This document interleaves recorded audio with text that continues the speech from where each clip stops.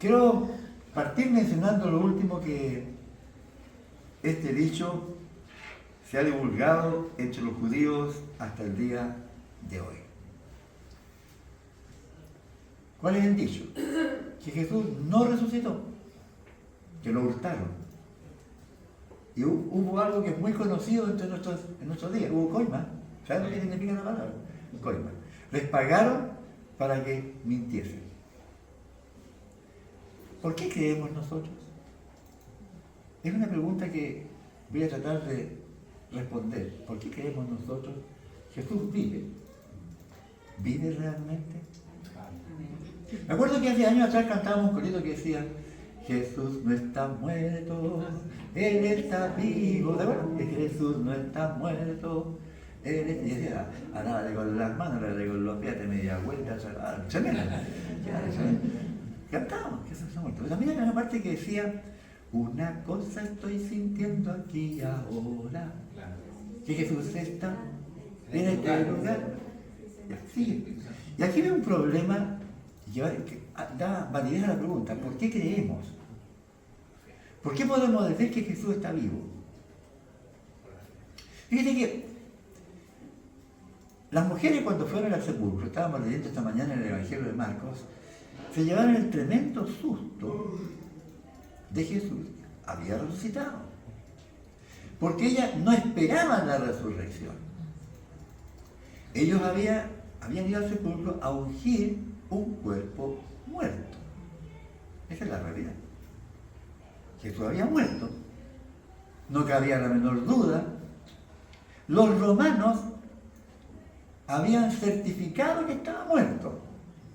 El lanzazo en el costado le dio suficiente seguridad para creer que estaba muerto. Y era la guardia romana, expertos en determinar que los que estaban muertos estaban muertos. Cuando los judíos fueron a hablar con Pilato, le dijeron: ¿te acordaron de que Jesús había dicho que iba a resucitar? Miren, no sea que vengan los discípulos de noche y los roben, por favor, pon guardia. Un sello en la puerta, pusieron el sello romano, ojo, guardias romanos. ¿Por qué? Porque tenían miedo de que se robaran el cuerpo. Normalmente nunca ponían guardia en las tumbas, excepto en este caso, guardia y sello. Y las mujeres sabían que estaban muertos. Cuando ellos tuvieron la revelación del ángel que Jesús vivía, fueron a contarlo a los discípulos que estaban reunidos, y ellos no creyeron. No creyeron que está muerto, ¿cómo? Cuando los dos discípulos que iban camino a Emaús tuvieron el encuentro con Jesús en el camino y se dieron cuenta que era Él cuando partió el pan, y ahí se le abrieron los ojos, Jesús desapareció, nos ardía nuestro corazón en el camino cuando nos abría las Escrituras. Fueron a contar a los discípulos en Jerusalén. Tampoco les creyeron. Y nosotros creemos.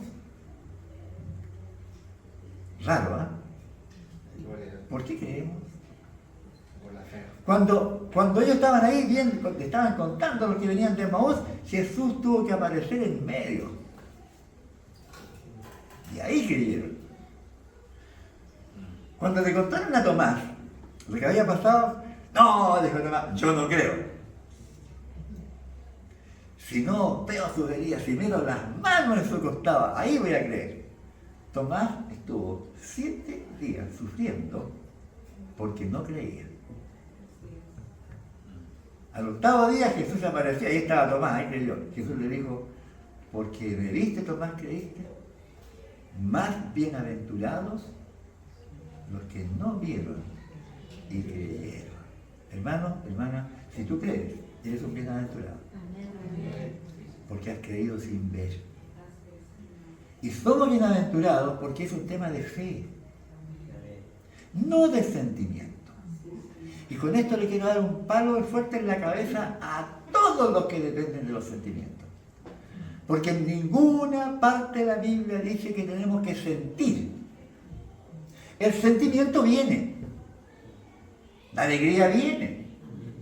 Los que se regocijaron porque Jesús lo vieron, se alegraron y estaban contentos, estaban felices. Porque es una alegría, es un sentimiento. Pero la evidencia en nuestro corazón de la resurrección de Cristo es que lo creemos. Así es.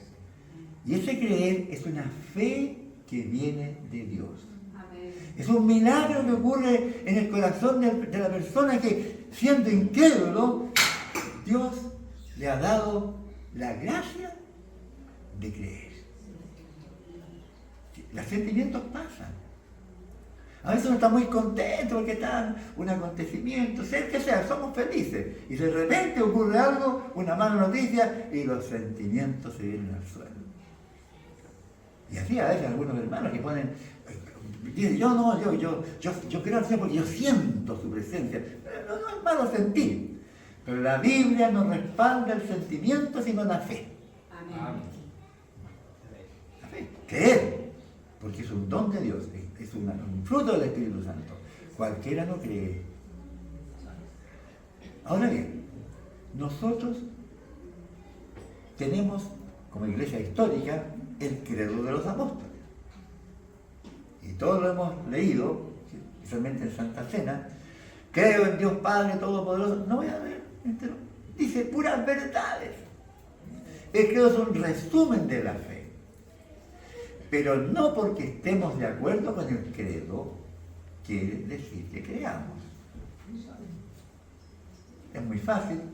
Yo aprendí el credo en el catecismo cuando tenía 9 años. Hice la primera comunión en la Iglesia Católica. Me sabía el credo. Para mí era repetirlo. Hasta pensaba que era una oración. Pero eso no me hacía creyente. Porque uno cree porque Dios nos da la gracia de creer. ¿Se acuerdan cuando iba Jesús con los discípulos en el camino y les preguntó, ¿quién dice la gente que yo soy? Y todos dijeron sus teorías. No, uno dicen que es Juan el Bautista, que resucitó, otros que Jeremías, otros los profetas. Y Jesús le tira la pregunta directa. ¿Y ustedes quién dicen que yo soy? Y se miran unos a otros. Y Pedro, los Pedros son todos impetuosos, todos son iguales los Pedros. ¿Ya? Pero, aunque metan la mano, igual van adelante. ¿Ya? Tú eres el Cristo, el Hijo del Dios viviente, dijo Pedro. ¿Y qué dijo Jesús? Bienaventurado eres, Simón, hijo de Jonás, porque esto no te lo enseñó nadie, no te lo reveló carne ni sangre, sino mi Padre que está en los cielos. Y eso es fe. Cuando Dios nos permite que alguna verdad escrita en la Biblia, que muchos han leído y han pasado por alto, que eso cobre vida, eso es fe. Nos permite creer lo que dice la Biblia. Y creemos. Y vivimos en función de lo que vamos creyendo. Porque mucha gente, ¿sabe usted que hay muchos ateos que se conocen la Biblia al revés y al derecho y la usan para contradecirnos? ¿Por qué? Porque no creen. No les ha amanecido. Los judíos conocían todo el Antiguo Testamento, pero lo conocían completo y mataron a Jesús. No se dieron cuenta que era el Mesías. No sacan nada con conocer todo el Antiguo Testamento si no te ha amanecido. Porque eso viene por fe. Jesús dijo, escudriñad las Escrituras, se refería al Antiguo Testamento, porque ustedes piensan que en ellas tienen la vida eterna. Ellas son las que dan testimonio de mí. Y no queréis venir a mí para que tengáis vida. Entonces, el milagro es un milagro de fe. Como dijo el profeta en el Antiguo Testamento. Habían quebrantado la ley de Moisés. Dijo el Señor, sacaré de vuestra carne el corazón de piedra y pondré un corazón de carne. Y pondré mi espíritu en vosotros. Y ya nadie dirá a su prójimo conoce al Señor, porque todos me conocerán. ¿Y por qué? ¿Cómo? No, me conocerán porque estaré dentro de ellos. Pondré mi espíritu en vosotros. Y es el Espíritu Santo en nosotros el que nos da testimonio de fe y podemos creer la Escritura. Algunos dirán, bueno, ¿y qué pasa con los judíos? No han creído. Pero dice Pablo en la segunda carta a los Corintios, pero se conviertan al Señor, entonces se les quitará el velo de sus ojos. Porque la conversión a Cristo es un acto de fe que permite comprender la Escritura, que fue inspirada por el Espíritu Santo y que la tenemos nosotros en 66 libros. Y es por eso que yo doy gracias a Dios, porque en estos volantes, la mayor parte son pasajes de la Biblia. Hay poco argumento. Yo te voy a poner el mínimo argumento posible. Palabra de Dios. Esto debe ser repartido y pedirle a Dios por las personas que lo reciben, para que Dios tenga misericordia de ellos y puedan creer. Y sus ojos puedan ser abiertos. Y aquí al final hay una oración de entrega. Y que puedan leerla con fe. Y si un incrédulo lee con fe, Dios va a hacer un milagro en sus corazones. Pero eso no depende de nosotros. Es como cuando Pablo dijo, yo planté, Apolo regó, ¿y qué más dice? El crecimiento lo ha dado Dios. El trabajo nuestro consiste en entregar un volante, orar por la gente. Hasta ahí llegamos nosotros, para que Dios tenga misericordia de ellos. Abra su corazón, su mente, como lo hizo el Señor con Lidia, no con mi esposa, no, con Lidia de Tiatira ayer. En Filipos, abrió su corazón para que estuviera abierto el corazón y recibiera la palabra de Dios. Este es un milagro de fe. Si estamos acá porque Dios ha hecho un milagro en nuestra vida, hermano. Si hemos dado testimonio porque Dios está haciendo milagros y va a seguir haciendo milagros. Porque el que comenzó en nosotros la buena obra, la perfeccionará hasta el día de Jesucristo. Es una obra de Dios, una obra de fe. Es por eso que la resurrección es una evidencia, el creer en la resurrección es una evidencia de que Dios está obrando en nosotros. Los discípulos, excepto Tomás, creyeron porque el Señor se les apareció. Tomás creyó a los 8 días. Hay hermanos que han creído el Evangelio a la primera, al tiro. Pero hay algunos como yo, que creí el Evangelio después que me hablaron de Cristo como 1 año y medio. Es así, ¿no? Más duro que las patitas crudas. Pero Dios tuvo misericordia, porque hay un momento para cada uno.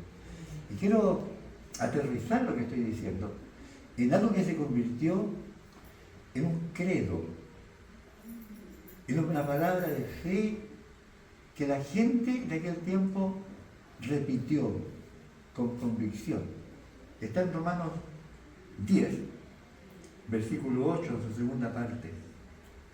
Dice así, y se le escribió Pablo a los romanos, a la gente de Roma, a la gente que, siendo incrédulos, muchos de ellos iban a ver muertos en la persecución, quemados, devorados por las fieras, muertos por los gladiadores. Les dice, esta es la palabra de fe que predicamos. ¿Cuál era la palabra de fe? ¿Qué estaban confesando esta gente en Roma? Que si confesares con tu boca que Jesús es el Señor y creyeres en tu corazón que Dios le levantó de los muertos, serás salvo. Fíjate que cortito, preciso. Esto nos muestra los 2 requisitos fundamentales que califican si nosotros somos o no somos salvos, y no solamente nosotros, toda la gente. Primero, si confiesas con tu boca que Jesús es el Señor. Y nosotros decimos, pero es muy fácil. Aquí no es fácil, a nadie lo persiguen, pero sí Jesús es el Señor. Pues yo también soy el señor Fernández, señor Rosas, señor Soto. Señores, nadie se complica con eso. Pero vamos al contexto histórico. A ver si Juan y Iván están de acuerdo conmigo con el contexto histórico, porque si no me van a ganar para salir. El contexto histórico es que en esos tiempos en Roma, el único señor era el César. No había otro señor. Y señor significaba el amo, el dueño, el que tenía la última palabra, al que quería salvaba y al que no quería lo condenaba. Todo dependía de César. Uno de los argumentos que usaron contra Jesús es que cuando él decía que era el Señor, se hizo enemigo de César. Y ahí los romanos encontraron la razón legal para crucificar al Señor. Y le pusieron en la cruz encima, Jesús Nazareno, rey de los judíos. Por esa causa lo crucificaron.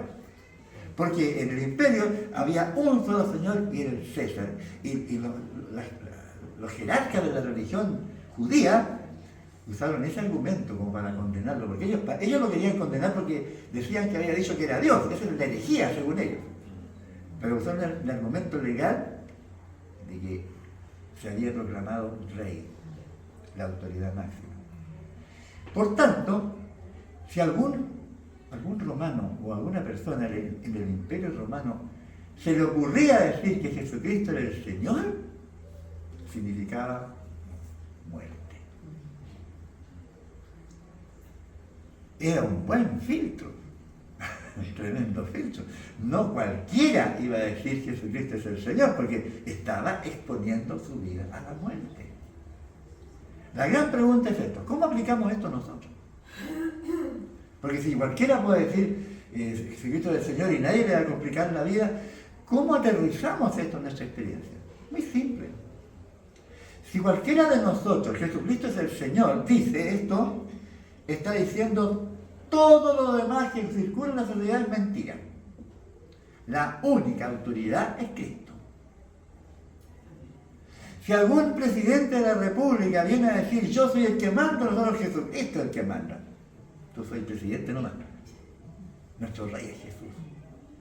Si un parlamento dice no, aquí no corre más Cristo, aquí no hay, somos un estado laico, aquí no hay religión, y nosotros decimos no, se equivocaste, Jesucristo es el Señor. El que dice Jesucristo del Señor va por el camino angosto. Difícil. Los que no van por el camino ancho. Fácil. Por el camino ancho va a la perdición. El que va por el camino angosto va a la vida eterna. El que es de Cristo va contra todo lo malo establecido. Contra todo. ¿Por qué? Porque somos de Cristo. Aunque la mayoría democrática diga que no, porque somos de Cristo, decimos sí, somos de Cristo. Jesucristo es el Señor. Y eso es la diferencia. Requisito número 1. Si confiesas con tu boca que Jesús es el Señor, primer requisito de salvación. Hermanos, nosotros tenemos muchas oportunidades para decir que no en esta sociedad. A veces en la familia se tocan temas complicados, donde la gente piensa ideológicamente. Y nosotros podemos decir, no, eso no es así.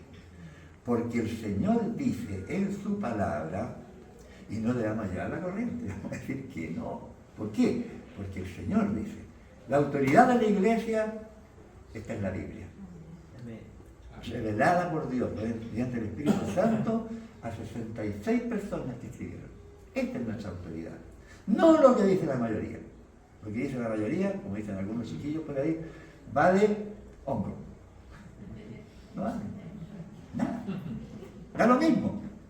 Los cristianos no somos ni de derecha, ni de izquierda, ni del centro. No, nosotros somos de arriba.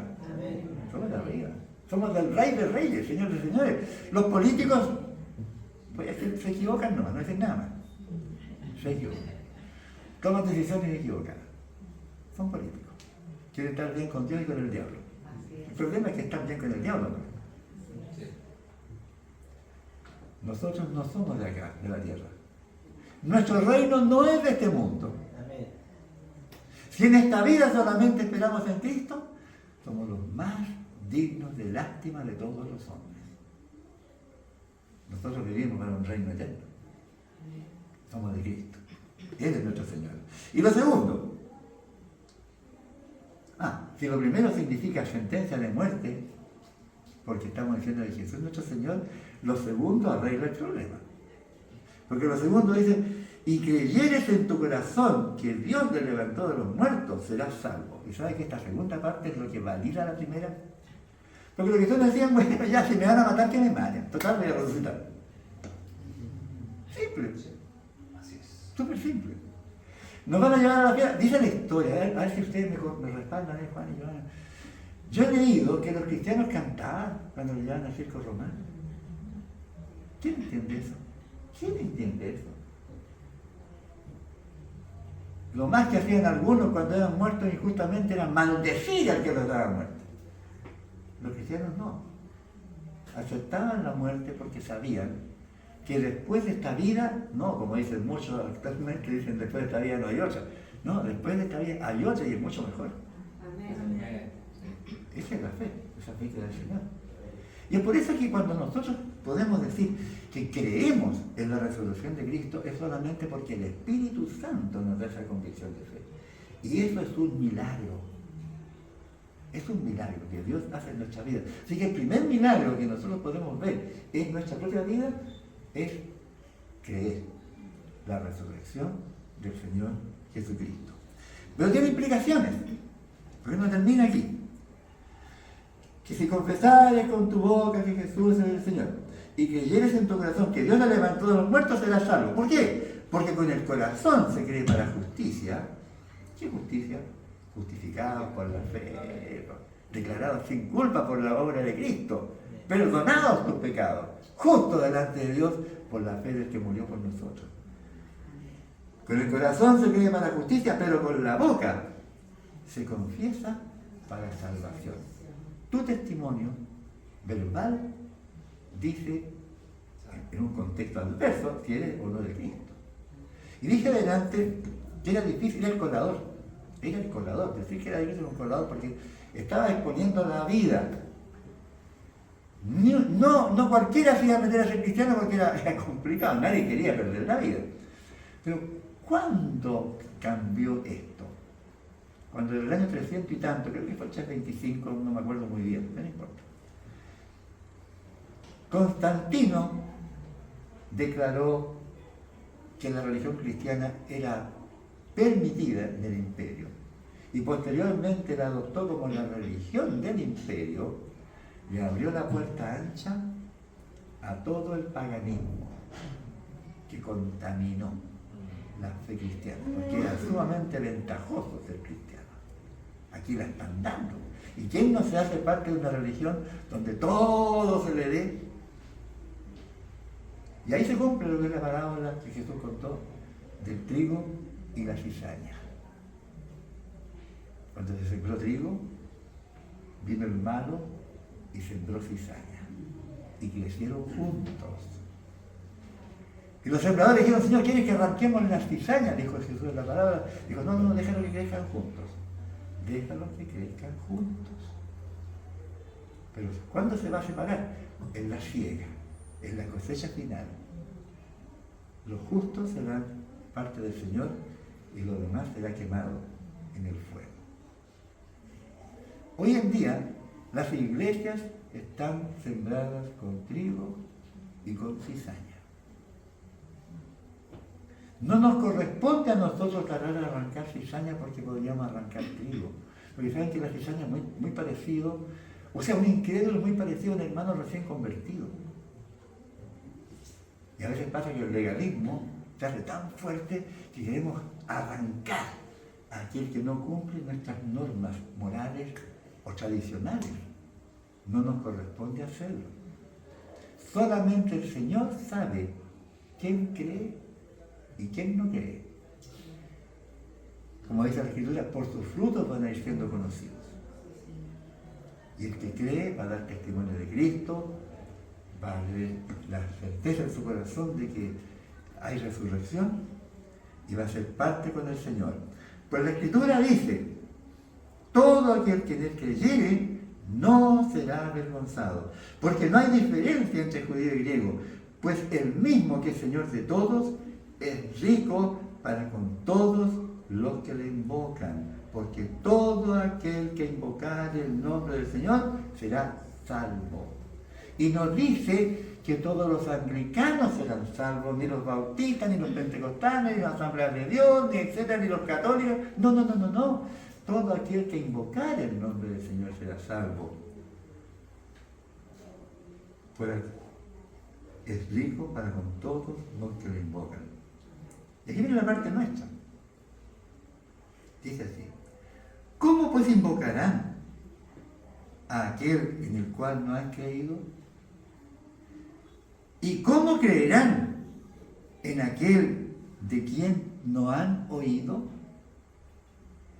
¿Y cómo oirán sin haber quien les predique? Eso somos nosotros. Si queremos ser parte de este pueblo de Dios que ha creído en Cristo, hablemos de Cristo. Amén. Si tenemos a Cristo en el corazón, hablemos de Cristo. Porque de la abundancia del corazón, habla la boca. Si tenemos política en el corazón, nuestra primera hablar de política, yo soy de derecha, no, yo soy de izquierda, yo soy de centro. Si tenemos deporte en el corazón, vamos a hablar del Wander, no, del Wander no vale. Vamos a hablar lo que hay en nuestro corazón. Si tenemos a Cristo en el corazón, ¿de qué vamos a hablar? De Cristo. Amén. Amén. Así es, así de simple. Por nuestra boca proclamamos lo que somos. ¡Cuán hermoso! Ah, no, dice, ¿y cómo predicarán si no fueron enviados? Una pregunta, ¿usted ha sido enviado por el Señor a predicar? Así es. Amén. El Señor nos mandó a todos. Ir por todo el mundo a predicar el Evangelio, ir a ser discípulos, está en la Escritura. Recibiréis poder cuando haya venido sobre ustedes el Espíritu Santo y me serán testigos en toda Jerusalén, Judea, Samaria y hasta lo último de la tierra. Somos enviados. Como está escrito, cuán hermosos son los pies de los que anuncian la paz, de los que anuncian buenas nuevas. Pies hermosos delante del Señor. El Señor nos va a mirar nuestros pies físicos. Termino con un recuerdo que me viene en este momento. Fuimos una vez al sur, a las iglesias mapuches, y venía un hermano del campo, un predicador laico, y andaba con ojotas. ¿Sabes usted lo que es una ojota? Sí. Unas sandalias, pero así con un par de tiras por aquí, y yo le miré los pies, y los pies de ese hombre eran feos, partidos, sucios. Las uñas parecían pezuñas. Eso usan en la escuela, usan las uñas para el cabello. Y miré los pies. Oh. ¿Y sabe que en ese momento qué me vino? Esto. Esos predicadores rurales recorrían todos los campos a caballo, llevando el evangelio de iglesias, de pequeñas iglesias mapuches en rucas. Y me viene este pasaje que dice, cuán hermosos son los pies de los que anuncian la paz, de los que anuncian el Evangelio. ¿Quién dijo eso? El Señor. No lo decimos nosotros, lo dijo el Señor. Nuestros pies son hermosos para Dios, en la medida que estemos compartiendo el Evangelio del Señor. Amén. Señor, te damos gracias por la palabra que nos has permitido compartir esta mañana. Damos a ti, Señor, toda honra y gloria porque tú moriste por nosotros, resucitaste por nosotros para darnos perdón, salvación, vida eterna, poder para vivir, poder para anunciar las buenas nuevas. Rogamos que tu Espíritu use a cada uno de nosotros en hacer el trabajo que nos has encomendado allí en el lugar donde nos has puesto para vivir. Te lo rogamos, Padre, en el nombre de Jesús. Amén. Que el Señor nos siga bendiciendo, hermano.